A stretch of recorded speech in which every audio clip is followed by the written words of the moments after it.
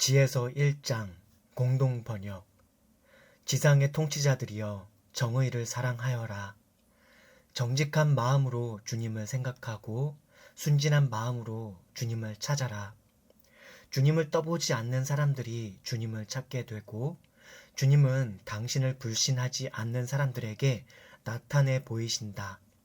사악한 생각을 가진 자들은 하느님께로부터 멀어지고 전능하신 분을 시험하려는 어리석은 자들은 부끄러움을 당한다. 지혜는 간악한 마음속에 들지 않으며 죄로 물든 몸 안에 머무르지 않는다.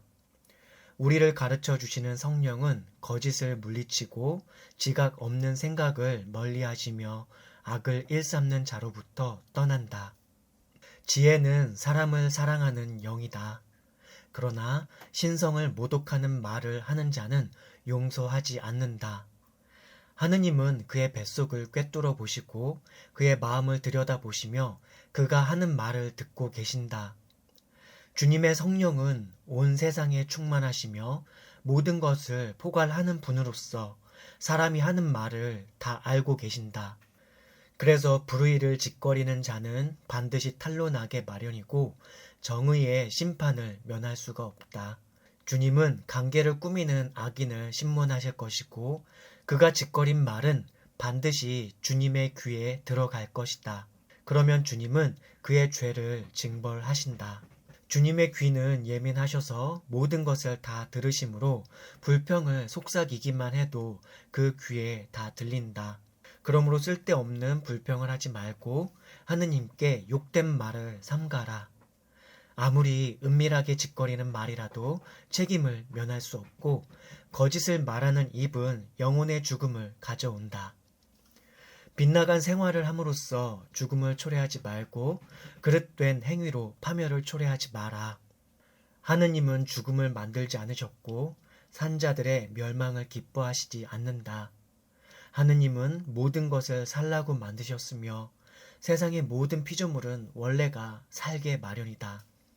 그래서 피조물 속에는 멸망의 독소가 없고 지옥은 지상에서 아무런 힘도 쓰지 못한다. 덕스러운 자들은 지옥을 모르며 의인은 죽지 않는다.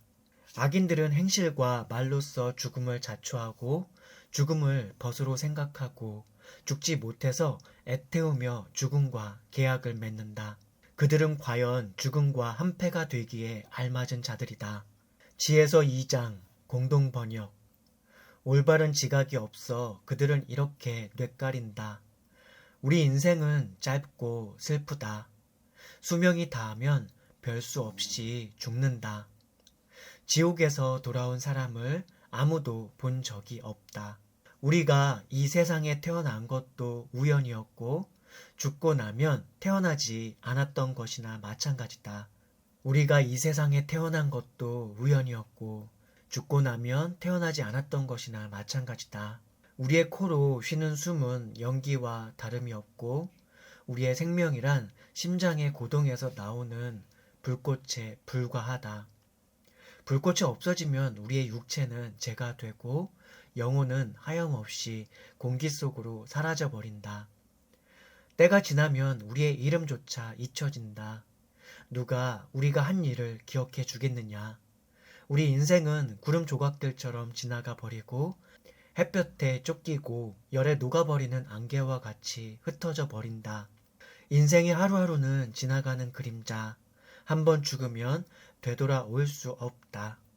죽음이라는 도장이 한번 찍히면 아무도 되돌아올 수 없다. 그러니 어서 와서 이 세상의 좋은 것들을 즐기자. 늙기 전에 세상 물건을 실컷 쓰자. 값비싼 포도주와 향료를 마음껏 즐기자. 봄철의 꽃 한 송이도 놓치지 말자. 장미꽃이 지기 전에 장미화관을 쓰자. 우리 중에 한 사람도 이 환락의 기회를 놓치지 말자. 우리의 몫이며 차지이니 우리가 놀고 즐긴 흔적을 도처에 남기자. 가난한 의인을 골탕 먹인들 어떻겠느냐. 과부라고 특별히 동정할 것 없고 백발이 성성한 노인이라고 해서 존경할 것도 없다. 약한 것은 쓸모없는 것이다. 그러므로 우리의 힘을 정의의 척도로 삼자. 의인은 우리를 방해하고 우리가 하는 일을 반대하며 율법을 어긴다고 우리를 책망하고 배운 대로 하지 않는다고 나무라니 그를 함정에 빠뜨리자. 의인은 자기가 하느님을 안다고 큰 소리치고 주님의 아들을 자처한다. 우리가 무슨 생각을 하든지 늘 우리를 책망하기만 하니 그를 보기만 해도 마음의 짐이 되는구나.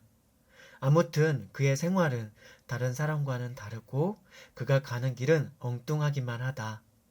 그의 눈에는 우리가 가짜로만 보인다. 그는 우리가 걷는 길이 더럽다고 멀찍이 피해 간다. 의인들의 최후가 행복스럽다고 큰 소리치고 하느님이 자기 아버지라고 자랑한다. 그가 한 말이 정말인지 두고 보자. 그의 인생의 말로가 어떻게 될 것인지 기다려보자. 의인이 과연 하느님의 아들이라면 하느님이 그를 도와서 원수의 소나귀에서 구해주실 것이다. 그러니 그를 폭력과 고문으로 시험해보자. 그러면 그의 온유한 마음을 알 수 있을 것이며 인내력을 시험해 볼 수 있을 것이다. 입만 열면 주님이 자기를 도와주신다고 말해왔으니 그에게 아주 수치스러운 죽음을 한번 안겨보자. 악인들은 이렇게 뇌까리지만 그들의 생각은 그릇되었다. 그들의 악한 마음 때문에 눈이 먼 것이다. 그들은 하느님의 오묘한 뜻을 모르며 거룩한 생활에 대한 보상을 바라지 않으며 깨끗한 영혼이 받는 상급을 믿지 않는다. 그러나 하느님은 인간을 불멸한 것으로 만드셨고 당신의 본성을 본떠서 인간을 만드셨다. 죽음이 이 세상에 들어온 것은 악마의 시기 때문이니 악마에게 편드는 자들이 죽음을 맛볼 것이다. 지혜서 3장 공동번역. 의인들의 영혼은 하느님의 손에 있어서 아무런 고통도 받지 않을 것이다. 미련한 자들의 눈에는 그들이 죽은 것처럼 보이고 그들이 이 세상을 떠나는 것이 재앙으로 생각될 것이며 우리 곁을 떠나는 것이 아주 없어져 버리는 것으로 생각되겠지만 의인들은 평화를 누리고 있다. 사람들 눈에 의인들이 벌을 받은 것처럼 보일지라도 그들은 불멸의 희망으로 가득 차 있다. 그들이 받는 고통은 후에 받을 큰 축복에 비하면 아무것도 아니다. 하느님께서 그들을 시험하시고 그들이 당신 뜻에 맞는 사람들임을 인정하신 것이다. 도가니 속에서 금을 시험하듯이 하느님께서 그들을 시험하시고 그들을 번제물로 받아들이셨다. 하나님께서 그들을 찾아오실 때 그들은 빛을 내고 집단이 탈 때 튀기는 불꽃처럼 퍼질 것이다. 그들은 민족들을 다스리고 백성들을 통치할 것이며 주님이 무궁토록 그들의 왕으로 군림하실 것이다. 주님을 의지하는 사람은 진리를 깨닫고 주님을 믿는 사람들은 그분과 함께 사랑 안에서 살 것이다. 은총과 자비가 주님께 뽑힌 사람을 기다리고 있다. 그러나 악인들은 그들의 그릇된 생각 때문에 벌을 받을 것이다. 의인을 무시하고 주님을 배반하였기 때문이다. 지혜와 가르침을 멸시하는 자들은 화를 입을 것이다. 그들의 희망은 공허하고 그들의 노력은 헛되며 그들이 하는 일은 무익하다. 그들의 아내들은 분별이 없고 자식들은 악에 빠지며 그들의 후손들은 저주를 받는다. 자식을 낳지 못하지만 흠이 없는 여자, 죄가 되는 잠자리를 모르는 여자는 행복하다. 그런 여자는 하느님의 심판날에 자식을 얻을 것이다. 고자로서 자기 손으로 죄를 짓지 않으며 주님을 거슬러 악한 생각을 품지 않는 사람은 행복하다. 주님은 그의 믿음을 보시고 큰 상을 내리실 것이고 주님의 성전 안에 제일 좋은 자리를 주실 것이다. 좋은 노력의 결과는 영광스럽고 예지의 뿌리는 멸하지 않는다. 간음의 소생들은 장래가 없으며 불법의 잠자리에서 낳은 자는 멸망하고 만다. 그들이 비록 오래 산다 하더라도 아무런 값어치가 없으며 결국은 노년기에 가서 영예스러운 것이 하나도 없다. 그리고 그들이 일찍 죽는다면 희망이 있을 수 없고 심판날에 가서 아무런 위안도 받지 못할 것이다. 불의한 족속들의 운명은 이토록 처참하다. 지혜서 4장 공동번역. 자식이 없어도 덕이 있는 편이 더 낫다. 덕망 있는 사람은 영원히 잊혀지지 않으며 하느님과 사람들이 다 같이 높이 평가하기 때문이다. 덕이 있을 때에는 우리는 그것을 본뜨고 없을 때에는 그것을 그리워한다. 덕은 전쟁에서 깨끗한 승리를 거두어 승리자로서 불멸의 왕관을 쓴다. 그러나 악인들에게는 자손이 아무리 많아도 아무 소용이 없다. 그들은 꺾어진 나무와 같아서 뿌리를 깊이 내리지 못하므로 그 기반이 튼튼할 수 없다. 비록 잠시 동안 가지를 뻗겠지만 뿌리가 약해서 바람이 불면 흔들리고 바람이 세게 불면 뿌리채 뽑혀버린다. 그 가지는 미처 자라기도 전에 꺾여지고 열매가 열어도 설 익어서 먹을 수가 없을 뿐더러 아무데도 쓸모가 없다. 불법의 잠자리에서 태어난 자식들은 하나님의 심판날에 제 부모들이 저지른 죄의 증인이 된다. 의인은 제 명을 다하지 못하고 죽더라도 안식을 얻는다. 노인은 오래 살았다고 해서 영예를 누리는 것이 아니며 인생은 산 횟수로 재는 것이 아니다. 현명이 곧 백발이고 티 없는 생활이 곧 노년기의 원숙한 결실이다. 그는 하느님의 뜻대로 살아 하느님의 사랑을 받았다. 그래서 죄인들 가운데에 살고 있는 그를 하느님께서 데리고 가셨다. 하느님께서는 그가 악에 물들어서 바른 이성을 잃지 않도록 또 그의 영혼이 강교에 넘어가지 않도록 그를 데려가신 것이다. 악은 사람의 마음을 현혹시켜 아름다움을 더럽히고 방종한 정욕은 깨끗한 마음을 빗나가게 한다. 짧은 세월 동안 완성에 도달한 그는 오래 산 것과 다름이 없다. 그의 영혼이 주님의 뜻에 맞았기 때문에 주님은 그를 악의 소굴에서 미리 빼내신 것이다. 그러나 사람들은 영문도 모르고 물끄러미 쳐다만 보며 이것을 생각조차 하지 않는다. 즉 주님께 뽑힌 사람들은 자비와 은총을 받고 주님의 성도들은 주님의 보호를 받는다. 일찍 죽은 의인이 살아남은 악인들을 단죄하며 젊은 나이에 죽은 의인이 오래 산 악인을 부끄럽게 만든다. 사람들은 현명한 사람이 죽는 것을 보고도 그에 대한 주님의 계획을 깨닫지 못하고 주님이 그를 안전한 곳으로 데려간 이유를 모른다. 그들은 현명한 사람이 죽는 것을 보고 비웃겠지만 오히려 그들이 주님의 조수를 받을 것이다.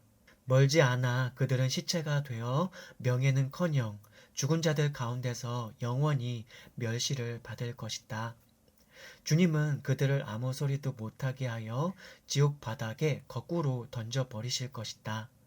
주님은 그들의 기반을 흔드시고 그들을 완전히 멸망시키실 것이다.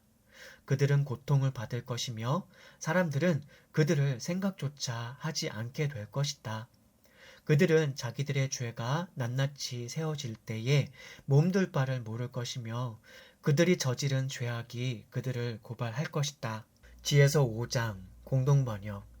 그때의 의인은 자신 있게 일어서서 그를 핍박한 자들과 그가 고통을 받을 때에 멸시한 자들과 맞설 것이다.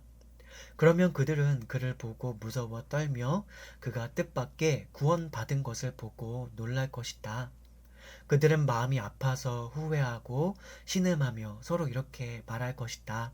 저 사람은 전에 우리가 비웃고 조롱하던 사람이다.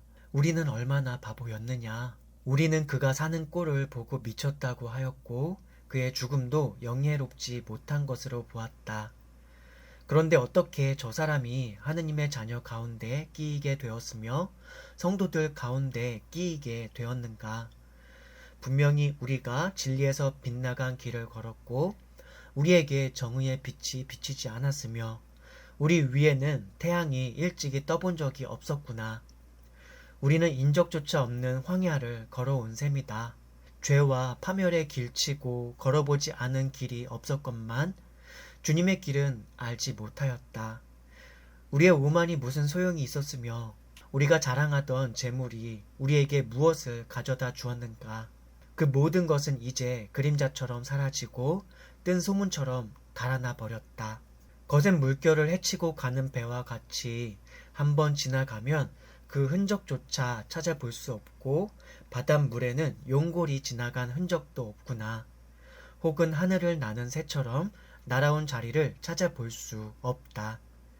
나는 새는 날개를 쳐서 가벼운 바람을 일으키고 세게 쳐서 바람을 가르면서 날개의 힘으로 날아가지만 날아간 다음에는 아무런 흔적도 남지 않는다.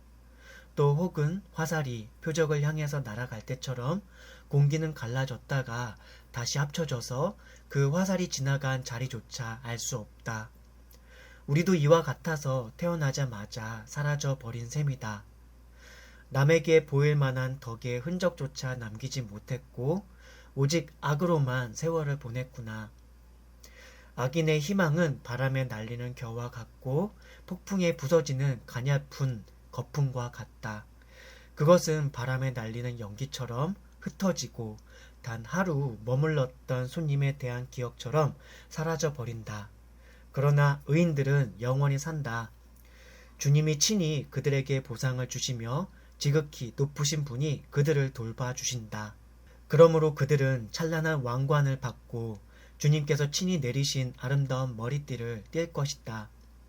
주님은 당신의 오른손으로 그들을 덮어주시고 당신의 팔로 감싸주실 것이다. 주님은 당신의 열렬한 사랑을 갑옷으로 삼으시고 당신의 원수들을 징벌하기 위하여 피조물로 무장시키실 것이다. 또 정의를 가슴 바지로 삼으시고 어김없는 심판을 투구로 쓰실 것이다. 주님은 거룩하심을 무적의 방패로 잡으시고 준엄한 분노를 날카로운 칼처럼 가실 것이다. 그러면 온 세상은 주님과 함께 미친 자들과 더불어 싸우러 나갈 것이다. 잘 겨냥된 화살이 번개처럼 날아갈 것이며 힘껏 당긴 활에서 떠난 화살은 구름을 헤치고 표적을 향하여 날아갈 것이다. 투석기에서는 분노에 쌓인 우박이 날아가겠고 바닷물은 광분하여 원수들에게 덮칠 것이며 강물은 그들을 가차없이 삼킬 것이다. 전능하신 분께서 폭풍으로 그들을 휩쓰시고 태풍처럼 그들을 날려버리실 것이다.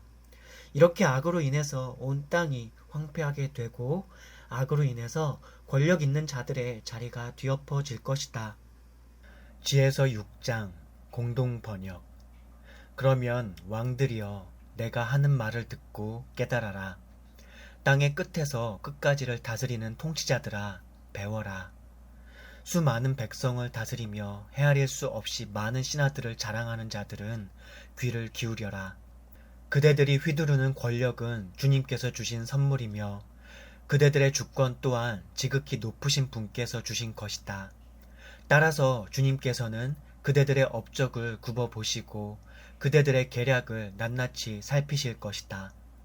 만일 주님의 나라를 맡은 통치자로서 그대들이 정의로 다스리지 않았거나 율법을 지키지 않았거나 하느님의 뜻에 맞게 처신하지 않았으면 주님께서 지체 없이 무서운 힘으로 그대들을 엄습하실 것이다.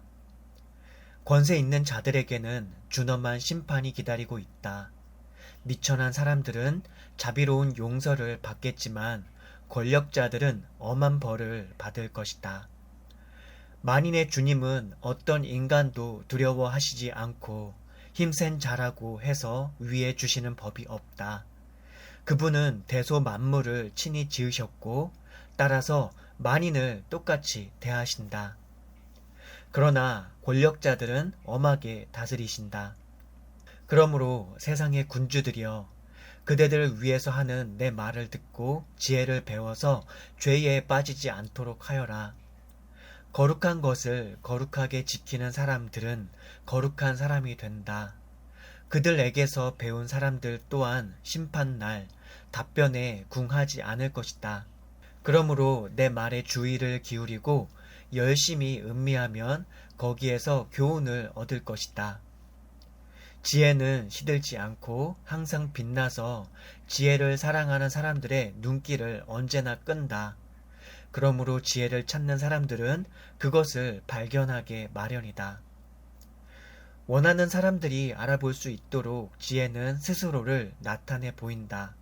지혜를 얻으려고 아침 일찍이 일어나는 사람들은 쉽게 지혜를 찾을 것이다.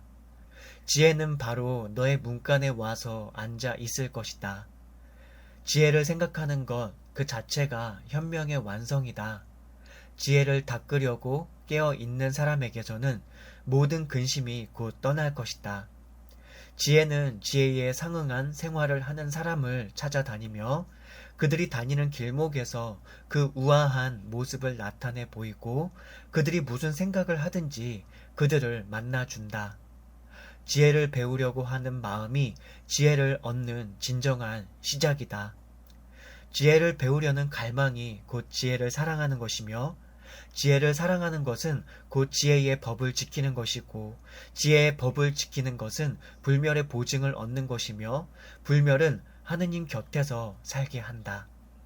그러므로 지혜를 원하는 사람은 하느님 나라로 인도된다.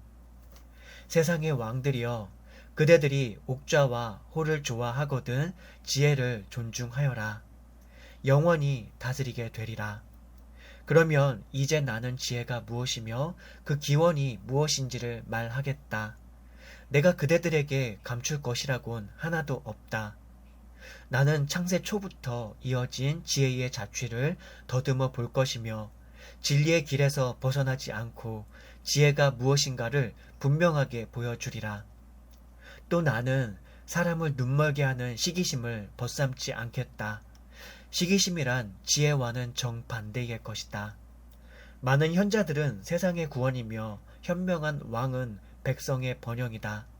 그러니 내 말을 듣고 배워라. 그러면 그대들의 소득이 클 것이다. 지혜서 7장 공동번역. 나도 다른 사람들과 같이 언젠가는 죽을 사람이며 흙으로 빚어진 첫사람의 후손이다. 나의 어머니 뱃속에서 살을 받았고 한 남자의 씨와 잠자리의 쾌락을 통하여 10달 동안 어머니의 피 속에서 굳어졌다. 나도 태어나서는 남이 마시는 같은 공기를 마셨으며 모든 사람이 사는 땅에 떨어졌고 모든 갓난 아기와 마찬가지로 울음으로 첫 소리를 내었다. 나는 기적 위에 쌓여서 어머니의 보살핌을 받으며 자라났다. 왕이라고 해서 유별나게 인생을 시작하지는 않는다. 인생의 시작과 죽음은 모든 사람에게 똑같다. 그래서 나는 기도를 올려서 지혜를 받았고 하느님께 간청하여 지혜의 정신을 얻었다. 나는 지혜를 홀과 왕자보다 더 낮게 여겼고 지혜와 비교하면 재산은 아무것도 아니라고 생각하였다. 아무리 귀중한 보석이라도 지혜와 견줄 수 없었으며 온 세상의 금도 지혜에 비하면 한 줌의 모래에 불과하였고 은도 지혜에 비하면 진흙이나 마찬가지였다. 나는 건강이나 아름다움보다 지혜를 더 사랑하였으며 햇빛보다 지혜를 더 좋아하였으니 지혜의 빛은 결코 없어지지 않기 때문이다. 지혜는 나에게 모든 좋은 것을 가져다 주었으며 지혜 속에는 헤아릴 수 없이 많은 재물이 있었다. 지혜가 가져다 주는 이 모든 재물을 나는 즐겼다. 그러나 그 모든 것이 지혜의 소산이었음을 미처 몰랐었다. 나는 그것을 욕심을 채우려고 배우지 않았다. 이제 그것을 아낌없이 남에게 주겠다. 나는 지혜가 주는 재물을 하나도 감추지 않는다. 지혜는 모든 사람에게 한량없는 보물이며 지혜 얻은 사람들은 지혜의 가르침을 받은 덕택으로 천거를 받아 하느님의 벗이 된다. 내가 올바로 깨닫고 그대로 말할 수 있게 해주시며 지혜가 가르쳐 준 대로 생각할 수 있게 해주시기를 하느님께 빈다. 하느님은 바로 지혜의 인도자이시며 현자들의 지도자이시다. 우리와 우리 말이 다 그분의 손에 달렸으며 모든 현명함과 생활의 지혜 또한 그분께 달려 있다. 그분은 나에게 만물에 대한 어김없는 지식을 주셔서 세계의 구조와 구성 요소의 힘을 알게 해 주셨고, 시대의 시작과 끝과 중간, 동지, 하지의 구분과 계절의 변화를 알게 해 주셨으며, 해가 바뀌는 것과 별들의 자리를 알게 해 주셨고, 동물들의 성질과 야수들의 본능, 그리고 요기들의 힘과 인간의 생각, 또 각종 식물들과 그 뿌리의 특성을 알게 해 주셨다. 만물을 만드신 하느님의 지혜의 가르침을 받아서 나는 드러나 있는 것은 물론 감추어진 모든 것까지도 알게 되었다. 지혜 속에 있는 정신은 영리하며 거룩하고 유일하면서 다양하며 정묘하다. 그리고 민첩하고 명료하며 맑고 남에게 고통을 주지 않으며 자비롭고 날카로우며 강인하고 은혜로우며 인간에게 빛이 된다. 항구하며 확고하고 동요가 없으며 전능하고 모든 것을 살피며 모든 마음과 모든 영리한 자들과 모든 순결한 자들과 가장 정묘한 자들을 꿰뚫어 본다. 지혜는 모든 움직임보다 더 빠르며 순결한 나머지 모든 것을 통찰한다. 지혜는 하느님께서 떨치시는 힘의 바람이며 전능하신 분께로부터 나오는 영광의 티 없는 빛이다. 그러므로 티끌만한 점 하나라도 지혜를 더럽힐 수 없다. 지혜는 영원한 빛의 찬란한 광채이며 하느님의 활동력을 비춰주는 티 없는 거울이며 하느님의 선하심을 보여주는 형상이다. 지혜는 비록 홀로 있지만 모든 것을 할 수 있으며 스스로는 변하지 않으면서 만물을 새롭게 한다. 모든 세대를 통하여 거룩한 사람들의 마음속에 들어가서 그들을 하느님의 벗이 되게 하고 예언자가 되게 한다. 하느님은 지혜와 더불어 사는 사람만을 사랑하신다. 지혜는 태양보다 더 아름다우며 모든 별들을 무색해 하며 햇빛보다도 월등하다. 햇빛은 밤이 되면 물러서야 하기 때문이다. 그러나 지혜를 이겨낼 수 있는 악이란 있을 수 없다. 지혜서 8장 공동 번역. 지혜는 세상 끝에서 끝까지 힘차게 펼쳐지며 모든 것을 훌륭하게 다스린다. 나는 젊어서부터 지혜를 그리워하고 찾았으며 지혜를 아내로 얻으려고 찾아다녔다. 그 아름다움에 매혹되어 나는 지혜를 사랑하였다. 지혜는 하느님과 함께 생활함으로써 그 고귀한 가문을 나타내었으며 만물의 주님께서 그를 사랑하셨다. 지혜는 하느님의 지식을 배워서 하느님께서 하실 일을 함께 결정한다. 현세에서 재물이 탐낼 만한 것이라면 모든 것을 움직이는 지혜보다 더 값진 재물이 있겠느냐? 일처리를 잘하는 것이 지능이라면 만물을 만들어낸 지혜보다 더 큰 지능이 있겠느냐? 만일 사람이 덕을 사랑한다면 온갖 덕은 곧 지혜의 노고의 산물이다. 지혜는 사람에게 절제와 현명과 정의와 용기를 가르쳐 준다. 현세에서 사람에게 이러한 덕보다 더 유익한 것이 있겠느냐? 사람은 누구나 풍부한 지식을 원한다. 그런데 과거를 알고 미래를 예측하며 성현들의 말씀을 이해하고 수수께끼를 풀고 징조와 놀라운 일들과 계절과 시대의 변천을 미리 아는 지혜가 바로 그와 같은 지식이다. 그래서 나는 평생의 동반자로서 지혜를 택하였고 지혜야말로 내가 번영할 때 내조자가 되고 근심과 슬픔에 쌓여 있을 때 위로자가 될 것을 알고 있었다. 나는 지혜 덕분으로 백성들 가운데서 영광스럽게 되며 젊은 나이에 노장들 틈에서 영예를 누릴 것이다. 재판할 때에는 내가 날카로운 재판관으로 인정받고 권력자들은 나를 만나면 경탄하여 마지 않을 것이다. 내가 침묵을 지킬 때 그들은 나의 눈치를 살피고 내가 말을 하면 그들은 귀를 기울일 것이다. 내가 길게 말을 하면 그들은 입술에 손을 대고 경청할 것이다. 지혜 덕분으로 나는 불멸할 것이며 나의 후계자들에게 영원한 기억을 남길 것이다.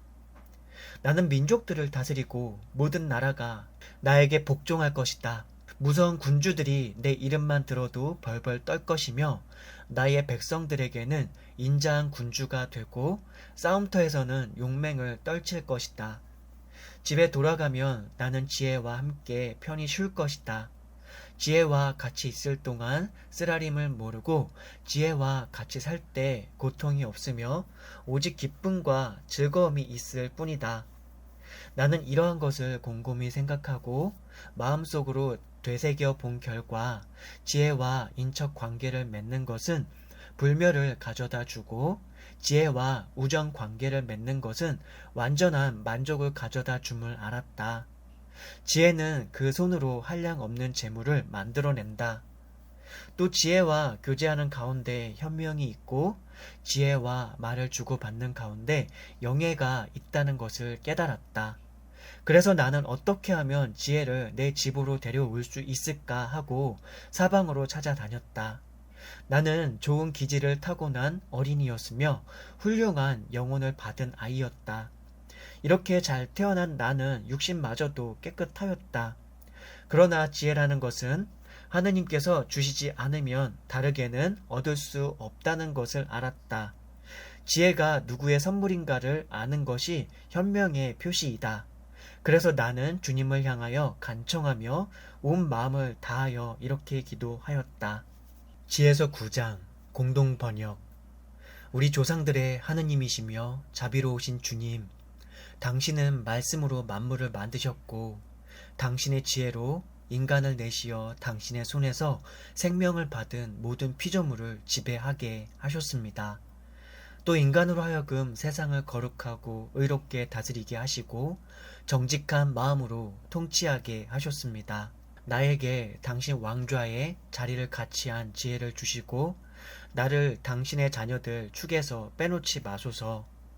나는 당신의 종이며 당신 여종의 자식입니다. 여생이 얼마 남지 않은 연약한 인간이며 정의와 율법을 제대로 알지 못하는 하찮은 인간입니다. 과연 인간의 아들 중에 완전한 사람이 있다 하더라도 만일 그에게 당신께로부터 오는 지혜가 없다면 그는 아무것도 아닙니다. 당신은 나를 당신 백성의 왕으로 뽑으셨고 당신의 아들 딸들을 다스리게 하셨습니다. 당신은 나에게 명령하셔서 당신의 거룩한 산 위에 성전을 짓게 하시고 당신이 계시는 도성에 제단을 만들게 하셨습니다. 그것은 당신께서 태초부터 준비하신 그 거룩한 장막을 본뜬 것입니다. 지혜는 당신과 함께 있으며 당신께서 하시는 일을 알고 있습니다. 지혜는 당신께서 세상을 만드셨을 때부터 있었습니다. 지혜는 당신께서 보시고 기뻐하실 일이 무엇인가를 알고 있으며 당신의 율법에 맞는 것이 무엇인가를 알고 있습니다. 당신의 거룩한 하늘에서 지혜를 빨리 내려주시고 영광스러운 당신 왕자로부터 보내주소서. 그리하여 내 곁에서 나와 함께 일하게 하시고 당신을 기쁘게 해드리는 일이 무엇인가를 깨닫게 해주소서. 지혜는 모든 것을 깨닫고 모든 것을 알고 있습니다. 그러므로 지혜는 내가 하는 일을 현명하게 이끌어 줄 것이며 그의 영광으로 나를 보호할 것입니다. 그러면 내가 하는 모든 일이 당신 뜻에 맞을 것이며 당신 백성을 의롭게 다스림으로써 나의 아버지가 물려준 왕좌에 부끄럽지 않은 사람이 될 것입니다. 누가 하느님의 의도를 알 수 있으며 누가 주님의 의사를 헤아릴 수 있겠습니까? 인간이 생각하는 것은 확실치 않으며 인간의 의도는 변덕스럽습니다. 썩어 없어질 육체는 영혼을 내리누르고 이 세상살이는 온갖 생각을 일으키게 하여 사람의 마음을 무겁게 만듭니다. 이 세상에 있는 일을 짐작하는 것만도 어려운 일이며 우리 손이 닿는 곳에 있는 것을 찾아내기도 힘든 일입니다. 하물며 누가 하늘에 있는 것을 알아낼 수 있겠습니까? 당신께서 주시는 지혜를 받지 않고 당신께서 하늘에서부터 보내시는 성령을 받지 않고 누가 당신의 의도를 알 수 있겠습니까? 이렇게 해서 지혜는 이 세상에 사는 사람의 길을 곧게 만들어 주었고 사람들에게 당신을 기쁘게 해드리는 일을 가르쳐 주었으며 사람들을 구원해 주었습니다. 지혜서 10장 공동번역. 맨 먼저 조성된 인류의 아버지가 홀로 창조되었을 때에 그를 보호해 준 것이 지혜였으며 그가 죄를 지었을 때에 그를 구해 준 것이 또한 지혜였다. 지혜는 그에게 만물을 지배할 힘을 주었다. 그러나 악인이 미쳐서 자기 동생을 죽였을 때에 그는 지혜를 떠나 자기 분을 참지 못하고 멸망하고 말았다. 그의 죄로 인하여 온 세상이 홍수에 휩쓸렸을 때에 지혜는 한 의인을 보잘것없는 나무 조각 위에 실어서 또 한 번 세상을 구해 주었다.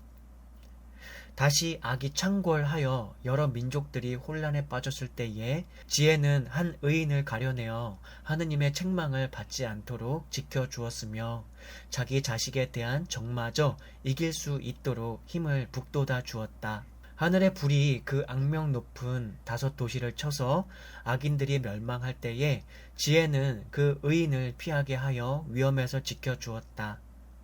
그들의 악행의 증거는 아직도 남아 있어서 그 땅은 황폐하여 여전히 연기를 뿜고 있으며 나무는 열매를 맺으나 때가 되어도 익지 않고 믿지 않는 영혼에게 내릴 벌의 증거로서 소금 기둥이 하나 우뚝 서 있다.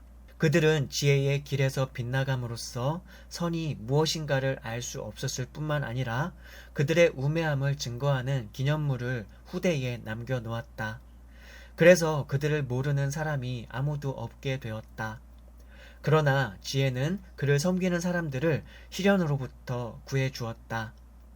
그 의인이 자기 형의 분노를 피하여 도망칠 때에 지혜는 그를 고든 길로 인도해 주었다. 그에게 하느님의 나라를 보여주었으며 거룩한 것에 대한 지식을 가르쳐 주었다.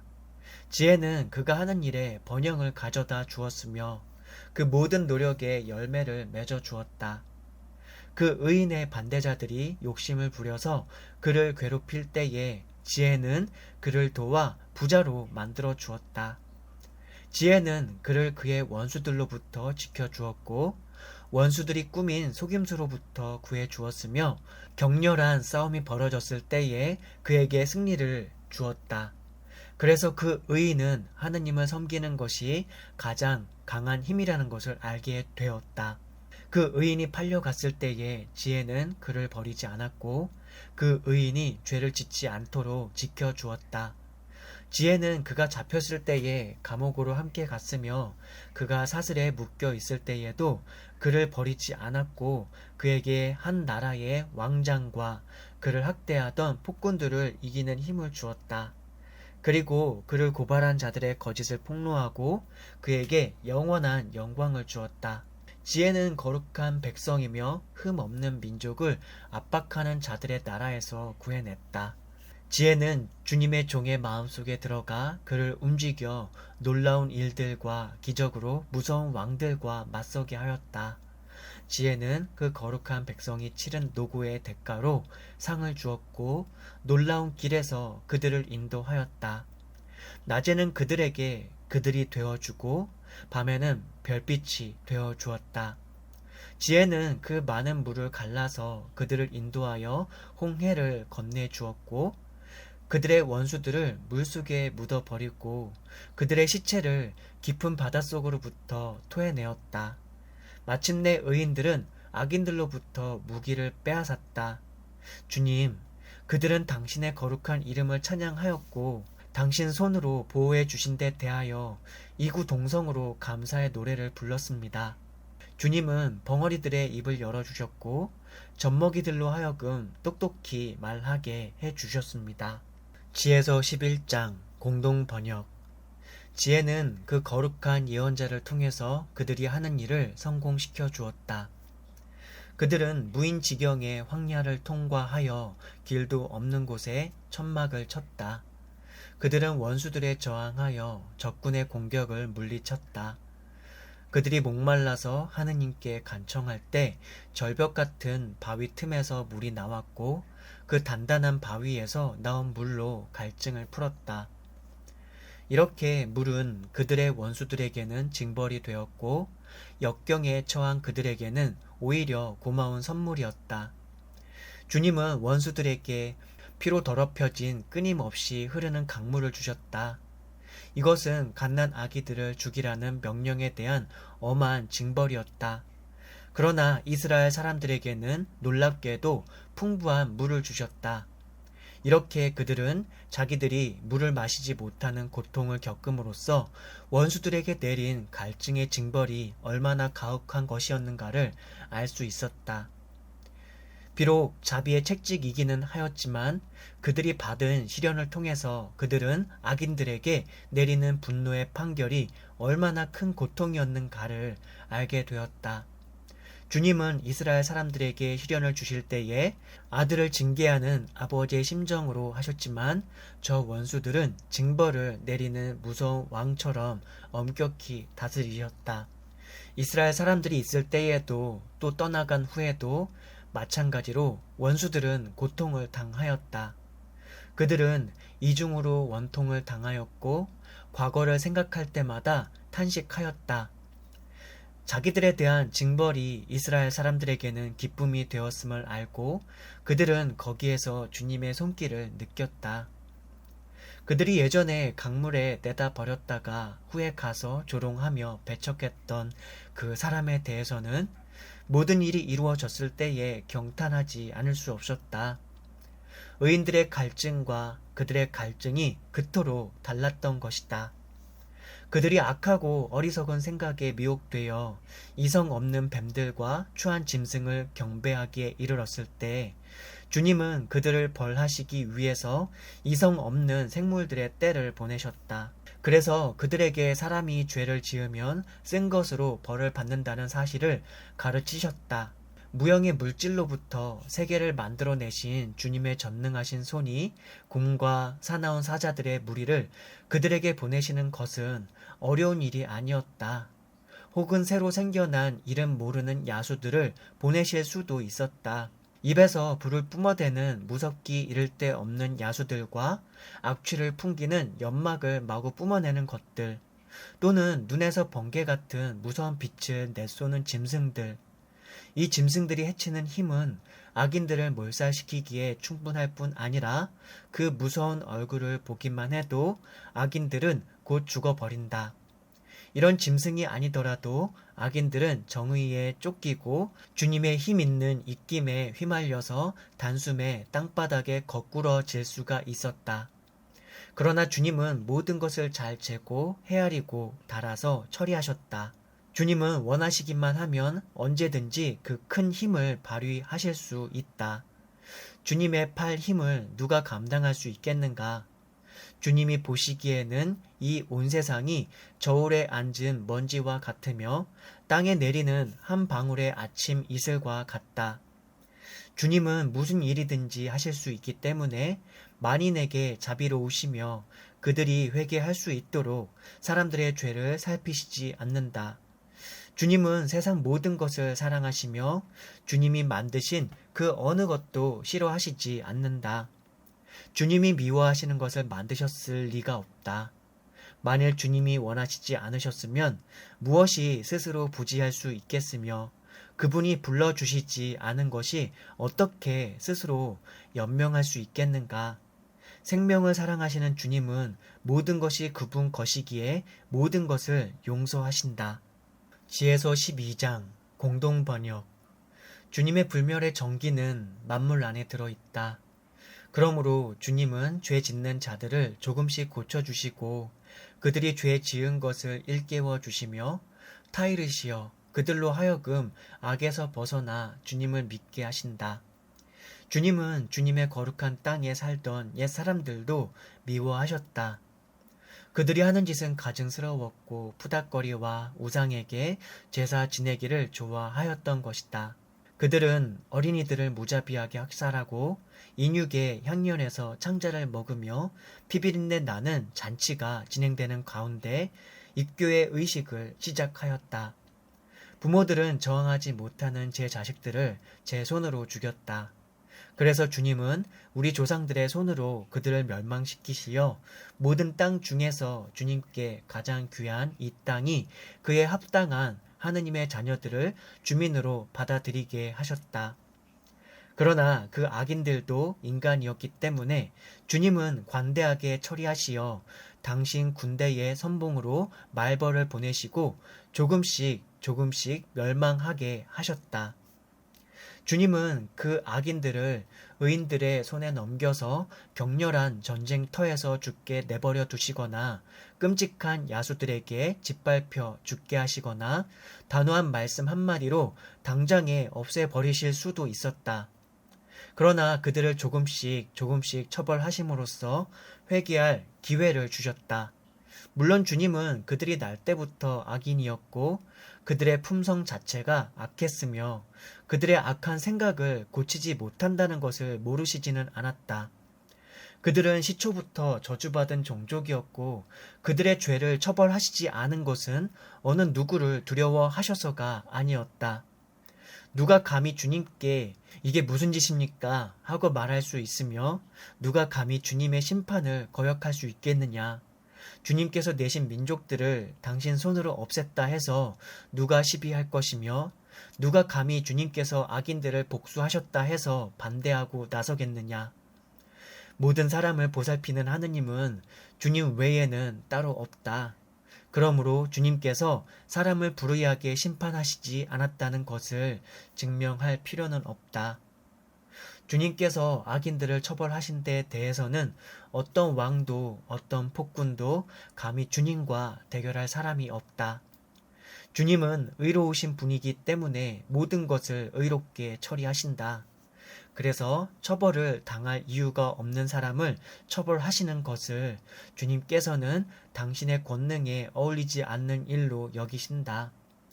주님의 힘은 주님의 정의의 원천이며 만물에 대한 주권을 가지고 계시는 주님은 만물에게 관대하시다.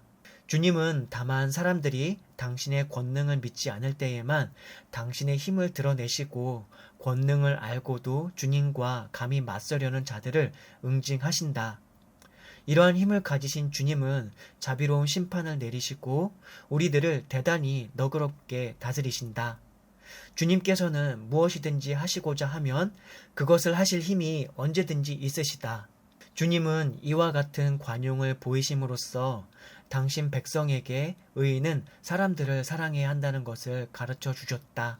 그리고 죄를 지으면 회개할 기회를 주신다는 것을 가르치셔서 당신 자녀들에게 희망을 안겨주셨다. 당신의 자녀들의 원수로서 죽어 마땅한 자들까지도 주님께서는 그들이 악을 버리고 회개할 기회와 여지를 주심으로써 세심한 배려와 신중을 다하여 처벌하셨다.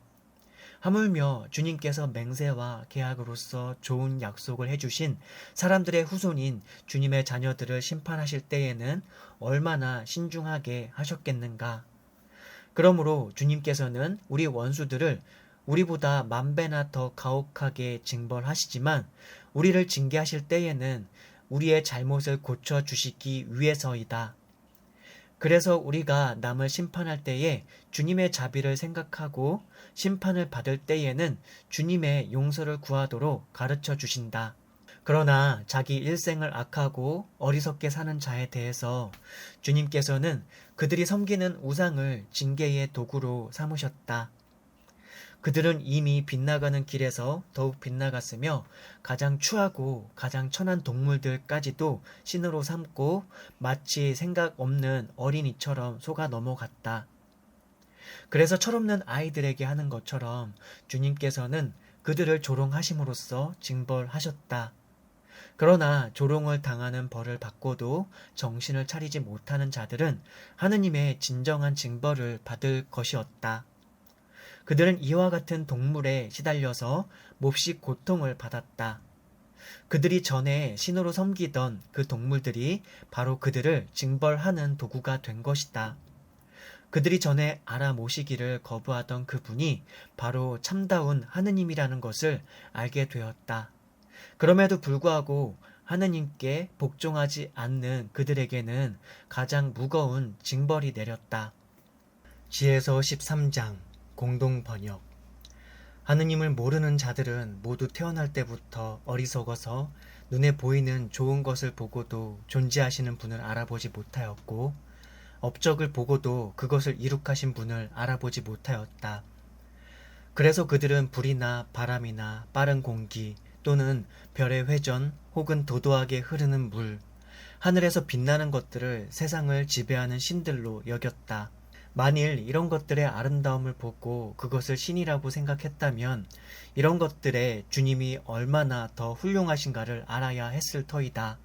왜냐하면 그것들을 창조하신 분이 바로 아름다움의 주인이시기 때문이다. 또 그들이 이런 것들의 능력과 힘에 놀랐다면 마땅히 이런 것들을 만드신 분의 힘이 얼마나 더 큰가를 깨달아야 했을 터이다. 피조물의 웅대함과 아름다움으로 미루어 보아 우리는 그것들을 만드신 분을 알 수 있다. 그렇다고 해서 이 사람들을 크게 비난할 수는 없다.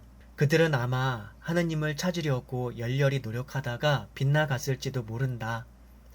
그들은 하느님의 업적 가운데에서 살면서 열심히 모색하다가 눈에 보이는 것들이 하도 아름다워서 그 겉모양에 마음을 빼앗기고 마는 것이다. 그렇지만 그들은 용서받을 수 없다. 만일 그들이 세계를 탐지할 수 있는 지식을 쌓을 능력이 있다면 어찌하여 세계를 만드신 분을 일찍이 찾아내지 못했는가? 그러나 생명이 없는 것들에게 희망을 거는 그들은 참으로 가련하다. 그들은 인간의 손이 만든 것을 신이라고 부르며 혹은 정교하게 다듬은 금, 은이나 동물들의 상이나 혹은 옛날에 어떤 사람이 조각해 놓은 쓸모없는 돌멩이를 신이라고 숭배하였다. 목공을 생각해 보아라. 우선 일하기 쉬운 나무를 잘라 말끔히 껍질을 벗겨서 훌륭한 솜씨로 깎아낸 다음 유용한 일용품을 만들어낸다. 목수일에서 남은 나무 부스러기는 밥을 짓는 데 사용한다. 그리고 배불리 먹는다. 그리고도 옹이와 마디 따위 아무 쓸데없는 것이 남는다. 목수는 이것을 주워 끌로 새기며 여가를 즐긴다. 그리고 그것을 여가를 이용하여 기묘하게 깎아서 사람과 비슷한 물건을 만들어내거나 또는 어떤 추한 동물과 비슷한 것을 만들어낸다. 그리고는 거기에 황토칠을 하고 그 위에 붉은색을 칠하여 모든 흠을 말끔히 없애버린다. 그 다음 그것을 넣어둘 집을 만들어서 벽 속에 넣고 쇠못으로 고정시킨다. 이렇게 그는 그것이 떨어지지 않게 세심한 주의를 기울인다. 그는 그 물건이 제 힘으로 붙어 있을 수 없다는 것을 알기 때문이다. 그것은 목상에 불과하므로 사람의 도움이 필요한 것이다. 그럼에도 불구하고 재산이나 혼인이나 자기 자녀들을 위하여 그것에게 기도한다. 이렇게 생명도 없는 물건에 대고 중얼거리고도 부끄러워하지 않는다.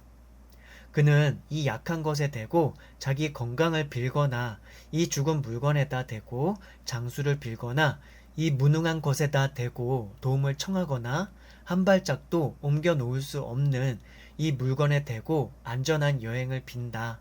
손재능이라고는 하나도 없는 것에게 혹은 이득을 혹은 사업을 혹은 생업의 성공을 위하여 힘이 되어 주기를 빈다. 지혜서 14장 공동 번역. 혹은 어떤 자는 배를 타고 파도치는 바다를 건너려 하면서 자기가 탈 배보다도 더 약한 나무 조각에 대고 빈다. 배란 이득을 추구하는 욕심이 생각해내고 조선공의 지혜가 만들어낸 것이다. 그러나 그 배를 조종하는 것은 아버지이신 주님의 섭리이다. 주님은 바다의 길을 트시고 파도를 헤쳐서 안전한 항로를 마련해 주셨다. 그리하여 주님은 어떠한 위험으로부터도 구하실 수 있음을 보여주시고 전문적인 기술이 없이도 누구나 배를 타고 항해할 수 있도록 하셨다. 주님께서는 당신 지혜의 업적이 허사로 돌아가기를 바라시지 않는다. 그래서 보잘것없는 나무 조각에 자기 목숨을 내맡기고 뗏목을 타고 무사히 큰 바다를 건너간다. 그 옛날 오만한 거인들이 멸망하고 있을 때에 세상 사람들은 뗏목 위에 희망을 걸고 피난을 하였다. 그때에 그들은 주님의 손으로 인도되어 새로운 세대의 씨를 세상에 남겨놓았다. 정의를 나타나게 한 그 나무는 축복을 받았다. 그러나 사람의 손으로 만든 우상은 물론 그것을 만든 자까지도 저주를 받는다. 그는 우상을 만들었기 때문에 저주를 받고 우상은 썩어 없어질 것임에도 불구하고 신이라고 불리었기 때문에 저주를 받는다. 하느님은 불경스러운 자와 그가 만든 불경스러운 물건을 똑같이 미워하시고 그 물건과 그것을 만든 자를 똑같이 벌하신다.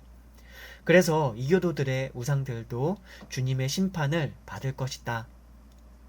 그것들이 비록 하느님의 창조물이기는 하지만 가증스러운 물건이 되었기 때문이며 사람의 마음을 홀리고 어리석은 자들이 걸려 넘어지게 하는 덫이 되었기 때문이다. 하느님에 대한 배신이 시작될 때 사람들은 우상을 만들어낼 생각을 하였다. 우상의 발견은 생명의 멸망을 가져왔다. 우상은 태초부터 있은 것도 아니고 영원히 있을 것도 아니다. 우상은 인간의 허영심 때문에 세상에 생기게 되었고 따라서 그것들은 오래 가지 못하고 곧 없어지게 마련이다. 때 아닌 때에 자식을 잃고 슬픔에 잠긴 아비는 요절한 그 자식의 상을 만들게 해서 조금 전까지만 해도 죽은 자에 불과했던 것을 신으로 공경하며 자기 일가 권속들에게 신비스러운 것으로 여겨 제사를 드리도록 권한다.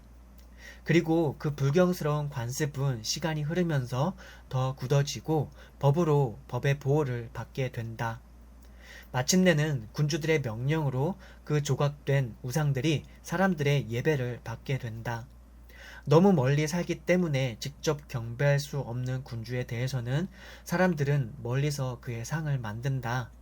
그들은 자기들이 경배하는 왕의 초상을 만들어서 그 자리에 없는 자에게 마치 그가 보고 있기나 한 것처럼 열성을 다하여 아부한다. 우상을 만든 자의 야심은 그 왕을 알지 못하던 사람들까지도 부추겨 우상을 숭배하도록 널리 선전한다. 그는 아마도 그 왕의 환심을 사려고 실제보다도 더 아름다운 초상을 만드는데 있는 재주를 다 부렸으리라. 그리고 민중은 그 아름다운 작품에 매혹되어서 얼마 전까지만 해도 한 인간으로서 존경하던 자를 신으로 경배한다. 이것이 세상 사람들에게 함정이 되어 사람들은 불행에 쫓기거나 왕권의 노예가 되어서 돌멩이나 나무 막대기에게 하느님만이 가지실 이름을 주었다.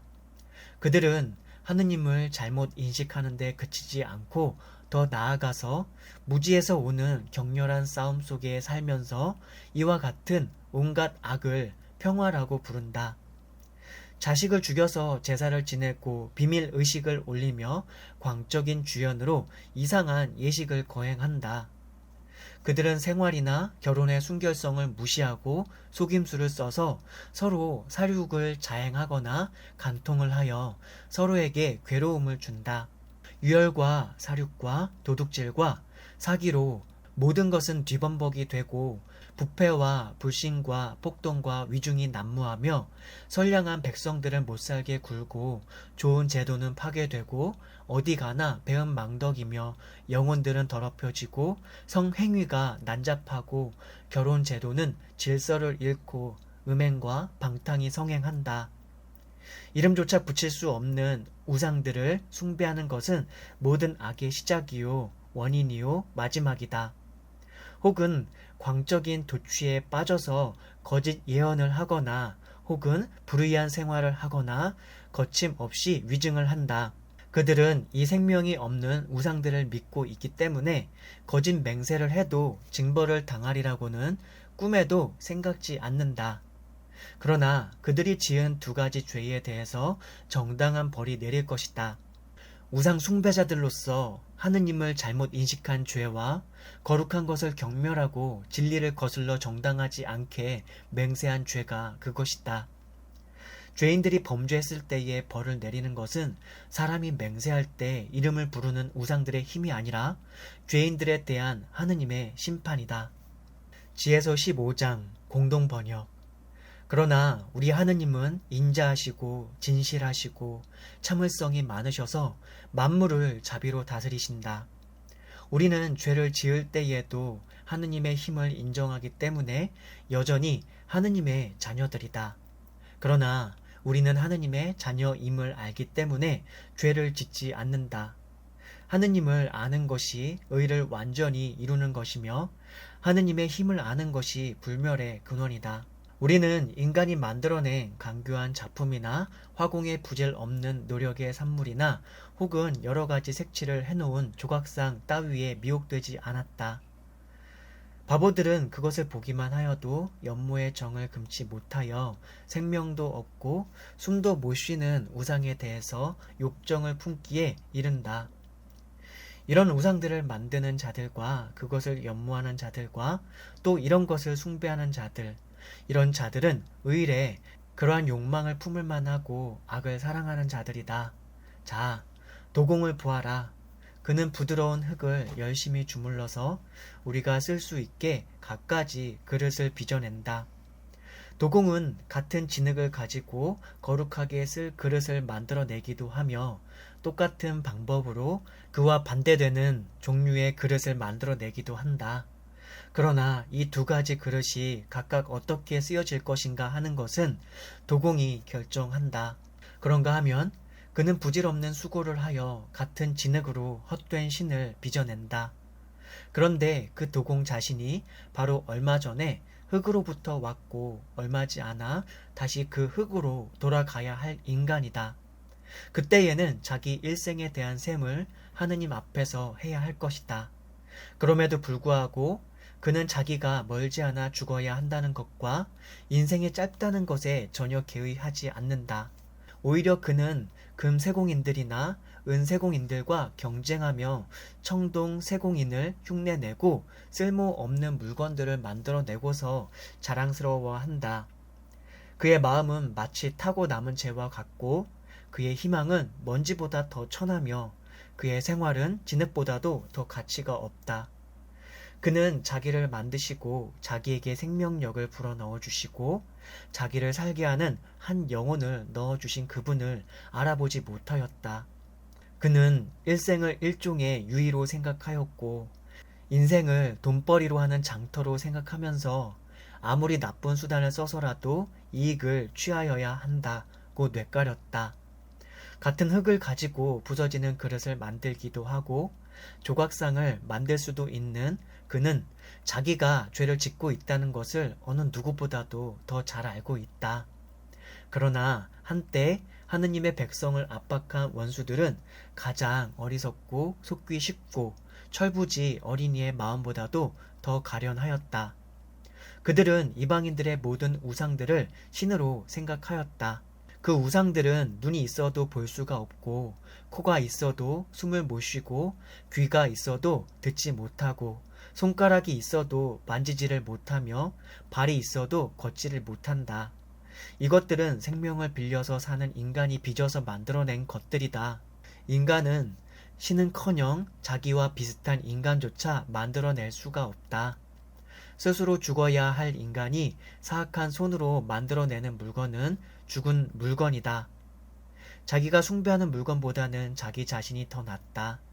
그는 적어도 생명을 가지고 있지만 그가 만든 우상들은 결코 생명을 가질 수 없다. 심지어는 가장 가증스러운 동물들마저도 신으로 숭배한다.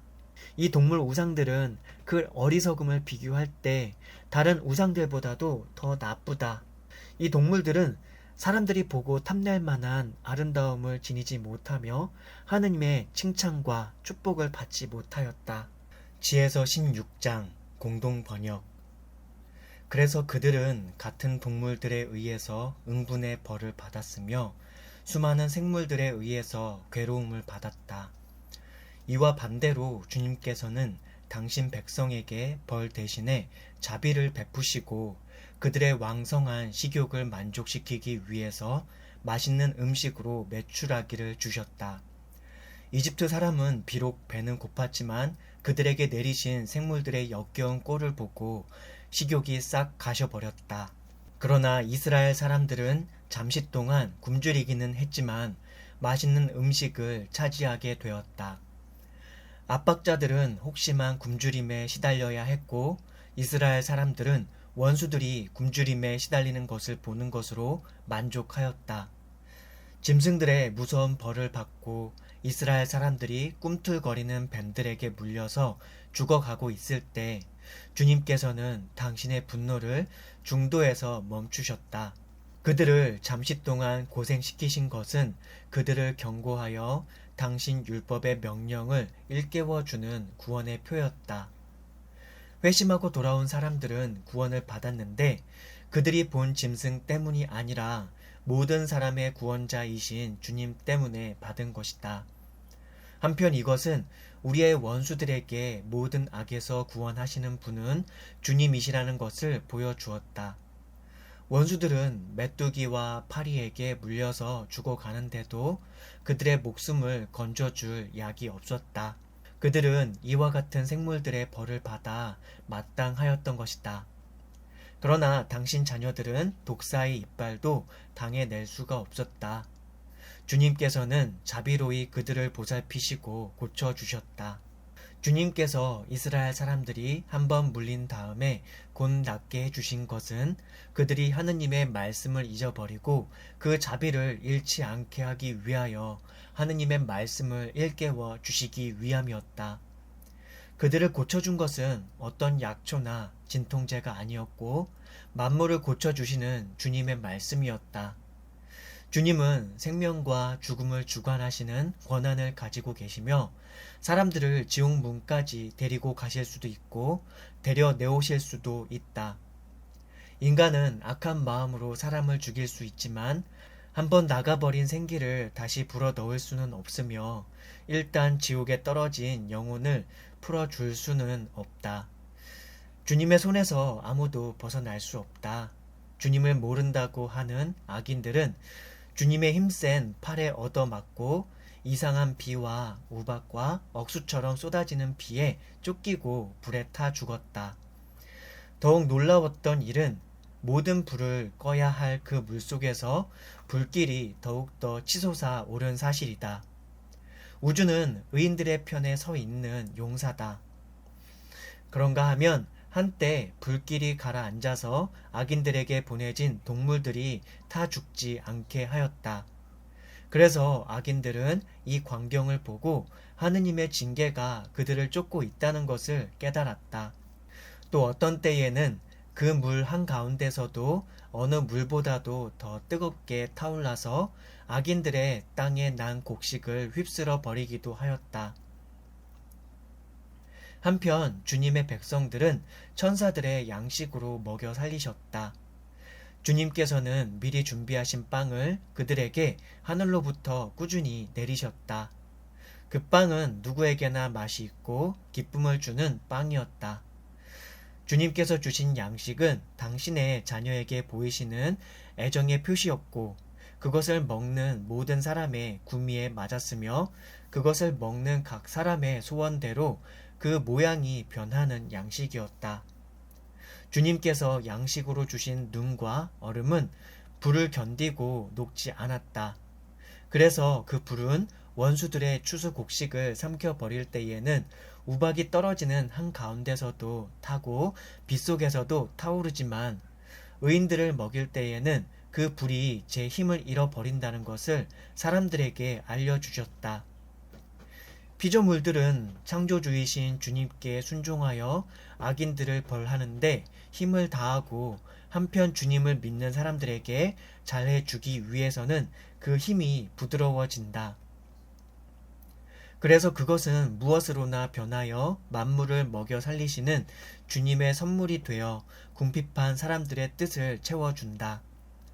이것을 보고 주님께서 사랑하시는 자녀들은 사람을 먹여 살리는 것은 여러 가지 곡식이 아니고 주님을 믿는 모든 사람을 보존해 주시는 당신의 말씀임을 알게 되었다. 불에도 없어지지 않았던 그것이 잠깐 비치는 햇빛에 녹아버리고 말았다. 그러므로 주님께 감사를 드리기 위해서 우리는 해 뜨기 전에 일어나 동이 트기 전에 주님께 기도해야 한다는 것을 알게 되었다. 고마움을 모르는 자의 희망은 겨울의 서리처럼 녹아버리고 허비된 물과 같이 흘러가 버릴 것이다. 지혜서 17장 공동번역. 주님의 심판은 위대하고 설명할 수가 없다. 그래서 배우지 않은 사람들이 빗나간 것이다. 하느님을 모르는 자들이 거룩한 백성을 지배하고 있다고 생각하였을 때 그들 자신이 암흑의 죄수였고 긴 밤의 포로였으며 하느님의 영원한 섭리를 외면하고 자기의 지붕 밑에 갇혀 살았다. 그들은 자기들이 비밀리에 진 죄가 망각의 어두운 휘장에 가리워져서 아무도 모르리라고 생각하였지만 망령을 보고는 겁에 질려 혼비백산하였다. 그들은 한 구석으로 숨어들었지만 무서움은 가시지 않았다. 사방에서 무시무시한 소리가 들려오고 음침한 얼굴을 한 기분 나쁜 유령들이 나타나서 그들은 부들부들 떨었다. 아무리 밝은 불로도 그들을 비출 수 없었으며 찬란하게 타오르는 별빛으로도 그 어두운 밤을 밝힐 수 없었다. 보기만 해도 무시무시하고 저절로 훨훨 타는 큰 불덩어리만이 그들의 눈에 보였다. 그 광경이 사라진 다음에 그들은 공포에 떨며 그것을 보지 않았을 때보다 더욱 무서워하였다. 그 마술쟁이들 속임수로도 별 수가 없었으며 그들이 뽐내는 지혜도 창피를 당하였다. 병자에게서 공포와 고통을 몰아내 주겠다고 약속하던 자들 자신이 병에 걸려 불안에 빠져서 사람들의 웃음거리가 되었다. 그들에게 공포를 안겨줄 만한 끔찍스러운 것이 없을 때에도 벌레가 지나가는 소리와 뱀들이 내는 소리에 놀라서 겁을 먹고 너무나 무서워서 죽을 지경이 되었다.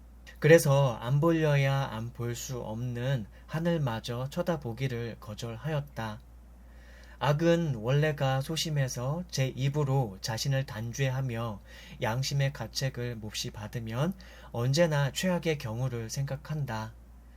사람이 겁을 먹게 되는 것은 바로 내적으로 자기에게 도움이 되는 이성을 포기할 때이다. 이성에 대한 의존도가 적으면 적을수록 자기가 당하는 고통의 원인을 모를 때에 더욱 겁을 낸다. 그리고 그들은 무력한 지옥 구석에서 나온 그야말로 무력한 밤 동안에 같은 잠에 빠져 있었다. 예기치 않았던 공포가 갑자기 그들에게 들이닥쳐서 그들은 무서운 망령에 쫓기는 한편 또 영혼이 기진맥진하여 마비 상태에 빠졌다.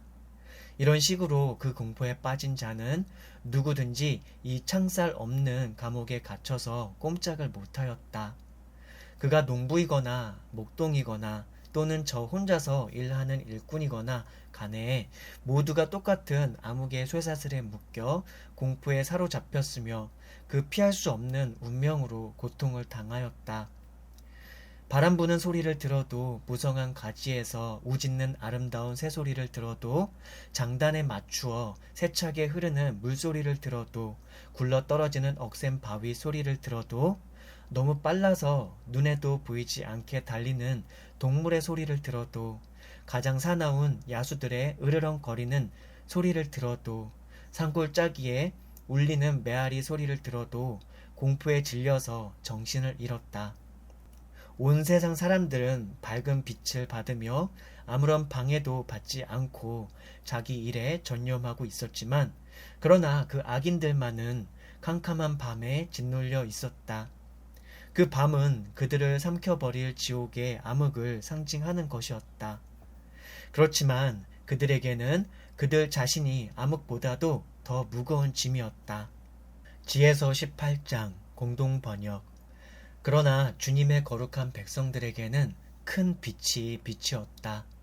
이집트인들은 그들의 모습은 보지 못하고 목소리만 듣고서 자기들처럼 고통을 받지 않았다고 그들을 행복한 사람들이라고 말하였다.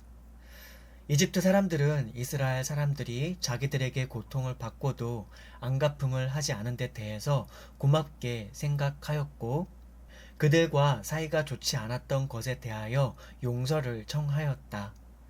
주님께서는 당신 백성에게 암흑 대신에 훨훨 타는 불기둥을 보내셔서 미지의 땅으로 여행하는 그들을 인도하셨다. 그것은 마치 영광스러운 땅으로 이주해 가는 그들에게 따뜻한 태양과도 같았다. 그러나 그 악인들이 광명을 잃고 암흑 속에 갇히게 되었던 것은 당연한 일이었다. 그들은 율법의 불멸의 빛을 세계에 전해줄 주님의 자녀들을 포로로 붙잡아 두었던 자들이다. 이집트인들이 거룩한 백성의 젖먹이들을 죽이려고 하였을 때 한 아이가 버려졌다가 홀로 살아남았다.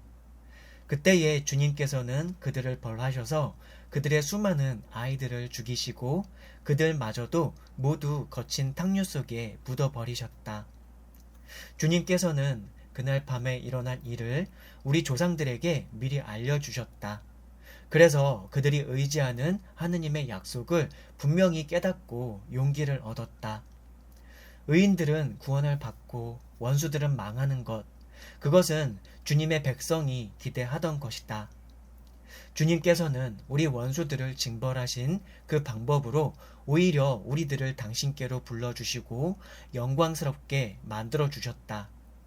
착한 사람들의 거룩한 자녀들은 남몰래 희생 제물을 드렸으며 한 마음으로 하느님의 율법을 지키고 기쁠 때나 위험할 때나 모두가 함께 제사에 참여하기로 하였다. 그리고 우선 선조들의 찬미가를 소리 높이 불렀다. 그때에 제각기 부르짖는 원수들의 절규가 메아리 쳤고 자식을 잃고 울부짖는 소리가 울려 퍼졌다. 그들은 노예이건 주인이건 같은 징벌을 받았으며 왕이나 평민이나 다 같은 고통을 겪었다. 모두가 다 같은 모양으로 죽어서 헤아릴 수 없는 시체를 남겼다. 시체가 너무나도 많아서 산 사람이 그것을 다 묻을 수가 없었다. 이렇게 그들의 귀족들은 순식간에 멸망하고 말았다. 마술에 팔려서 전혀 믿기를 거부하던 그들은 마침내 그들의 첫 아들들이 죽는 것을 보고 이스라엘 백성이야말로 하느님의 자손임을 인정하였다. 무거운 침묵이 온 세상을 덮고 밤이 달려서 한 고비에 다다랐을 때에 하늘의 옥좌로부터 주님의 전능하신 말씀이 마치 사정없는 전사처럼 멸망한 땅 가운데로 뛰어들었다. 그는 날카로운 칼과 같은 주님의 확고부동한 명령을 가지고 와서 우뚝 서서 온 세상을 시체로 가득 채웠다. 그는 아래로는 땅을 딛고 위로는 하늘까지 닿았다. 그러자 갑자기 무서운 꿈속에 망령들이 나타나서 그들을 공포로 몰아넣고 예기치 않던 두려움이 그들을 사로잡았다. 그들은 반쯤 죽어서 여기저기에 쓰러져 그들이 왜 이렇게 죽게 되었는가를 알게 되었다. 그들은 이렇게 공포스러운 꿈을 통해서 그 이유를 미리 알고 있었기 때문에 자기들이 이렇게 호된 고통을 당하는 이유를 모르고 죽는 사람은 하나도 없었다. 한편 의인들 편에서도 많은 사람들이 황야에서 그들대로 죽음의 시련을 겪었다. 그러나 하느님의 분노는 오래 가지는 않았다. 한 흠없는 사람이 달려와 그들의 편에서 싸웠다. 그는 자기의 거룩한 직분에 무기를 들고 기도를 올리고 향을 피워서 속죄의 제물을 바쳤다. 그는 하느님의 분노를 끄고 재앙의 종지부를 찍음으로써 자신이 진실로 주님의 종이었음을 증명하였다. 그는 체력이나 무기의 힘으로 이긴 것이 아니라 일찍이 조상들에게 하신 약속과 계약을 회상하게 함으로써 징벌하시는 분의 노기를 누그러뜨렸다. 사람들이 죽어서 그 시체들이 쌓였을 때에 그는 그 한가운데 서서 하느님의 분노를 그치게 하고 그것이 살아있는 사람에게 더 이상 미치지 않도록 끊어버렸다. 발끝까지 늘어진 그의 옷에는 온 세상이 그려져 있었고 넋줄 보석에는 조상들의 영광스러운 이름이 그의 왕관에는 주님의 거룩한 하느님이라는 말이 새겨져 있었다. 이것을 보고 멸망의 천사는 겁을 먹고 뒷걸음질 치며 그들을 두려워하였다. 의인들에게는 하느님의 분노의 맛만 보이는 것으로 충분하였다.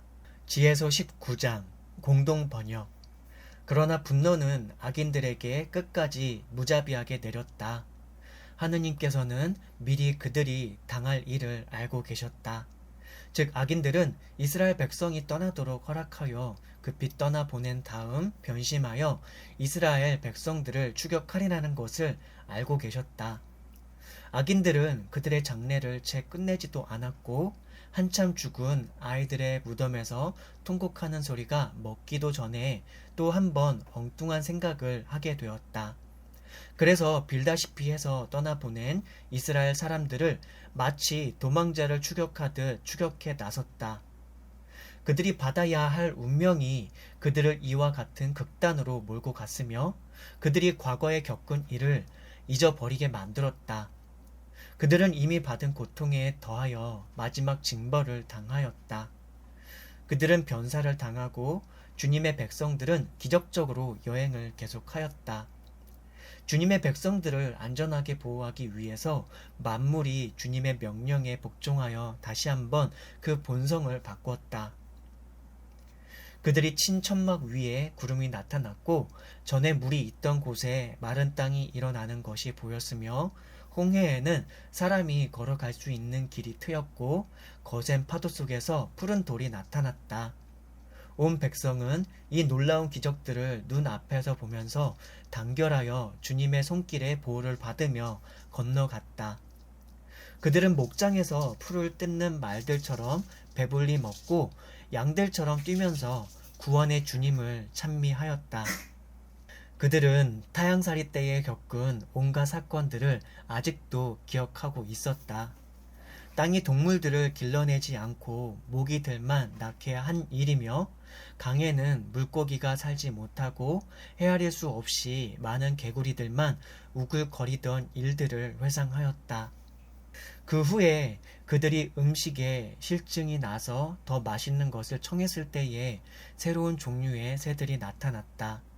바다에서 메추라기가 많이 나타나서 그들의 식욕을 채워주었다. 그러나 죄 많은 이집트인들에게는 벌을 예고하여 무시무시한 번개가 치고 온갖 징벌이 내렸다. 그들은 이국 사람들을 그토록 미워함으로써 그들이 지은 죄에 합당한 고통을 받았다. 소돔 사람들은 낯선 사람들이 왔을 때에 아예 받아들이지도 않았지만 그들은 손님들과 의인들을 손님으로 받아들였다. 그뿐만 아니라 소돔 사람들은 애초부터 이국 사람들에게 적의를 나타냈다. 그들은 응분의 벌을 받겠지만 이집트인들은 주님의 백성을 받아들일 때에는 잔치를 베풀고 자기들과 동등한 권리를 베풀어 준 다음에 강제 노동으로 고생을 시켰던 것이다. 그래서 이집트 사람들은 의인의 집 문턱에서 소경이 되었던 소돔 사람들처럼 벌을 받아 소경이 되었다. 사방이 캄캄하게 되어 모든 사람들이 제 집 문을 더듬어서 찾아야 했다. 이렇게 자연의 사물들이 서로 형태를 바꾸었다. 그것은 마치 현악기를 탈 때에 그 음조는 언제나 같으면서 음률이 달라지는 것과 같다. 이것은 과거에 일어난 사건들을 볼 때에 분명하다. 육지에서 사는 생물들이 수중 동물이 되고 헤엄치던 동물들이 육지에 올라왔다. 불은 물속에서 더 세차게 탔으며 물은 그 본성을 잊어버리고 불을 끄지 않았다. 또 그 불꽃은 타 죽어야 할 동물들이 그 속에 뛰어들었을 때 그 살을 태우지 않았으며 또 얼음 모양으로 하늘에서 떨어진 그 양식은 불에 닿으면 녹아야 할 텐데 녹지 않았다. 주님께서는 어느 모로나 당신 백성을 위대하고 영광스럽게 하셨으며 그들을 멸시하시지 않고 언제 어디서나 도와주셨다.